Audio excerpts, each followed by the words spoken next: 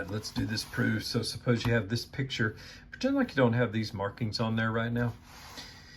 We have this, given that n is the midpoint of NP. So if n is the midpoint of M and P, that means this segment's congruent to that segment. And also Q is the midpoint of RP. So if Q is the midpoint of RP, then that means this segment's congruent to that segment. And then they're also saying that PQ is congruent to NM, so this is congruent to that up here, which means basically all of those are congruent. That's the reason I have one mark here, one mark here, one mark there, and one mark there. Here's what we're trying to prove, that PN is congruent to QR. So we're trying to prove that these are congruent. Well, you can kind of tell just from looking at that because of the midpoints and everything, but we want a formal proof. So here's what we're going to do. And let's say that they're giving us all of these statements and we're having to come up with those. Now I've written them down for right now, but I'm going to show you how I got these here in just a second. All right, so the first two things are just givens from the problem itself. So those two statements were given. Now in light of this first statement, that N is the midpoint of MP, I know that this is congruent to that, and that's what this statement is saying, that PN is congruent to NM. So PN is congruent to NM, and that is by definition of what a midpoint is. This next statement was actually given to us in the problem. There it is. So whenever you have a statement, always look and see if it was given to you before you try to list a reason, okay? Then the fifth thing that's here is that PN is congruent to PQ. And we don't have that given, but I want you to notice the format that we have up here leading up to this statement.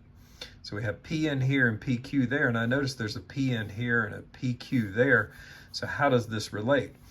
Well, here's the first thing, congruent to a second thing. And then here is that second thing again. I put a little one here. Here's a first thing congruent to a second thing. And then that second thing is congruent to a third thing. And by the transitive property of equality, that means the first thing is congruent to the third thing. And here, this and this are paired here. So I'm going to say that's the transitive property of equality. And then for number 6, we're told that PQ is congruent to QR. Now, how do we know that?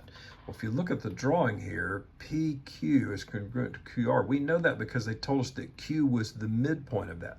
So number 6 is going to be just simply the definition of midpoint again. And then notice we're going to have this last thing is, how do we know that PN is congruent to QR? In other words, how do we know that this PN is congruent to the QR? And I want you to notice that setup again up here. You have PN, PQ, PQ, QR, and in the final thing we have PN and QR. Well, here's the first thing congruent to a second thing, and then that second thing is listed again, but congruent with the third thing. I put a little 1 up there. First thing congruent to a second thing congruent to a third thing, and that always means the first and the third things are congruent. So first and third are congruent. That's the transitive property of equality again. So this problem uses that transitive property of equality twice. So think about that. See if this makes sense. If you have some questions, hit me up in the comments. I can perhaps clarify this a little further. I realize this all gets a little jumbled up a little bit there. So comment if I can help you further. If this doesn't make sense, let me know, and I'll try to explain better in another video.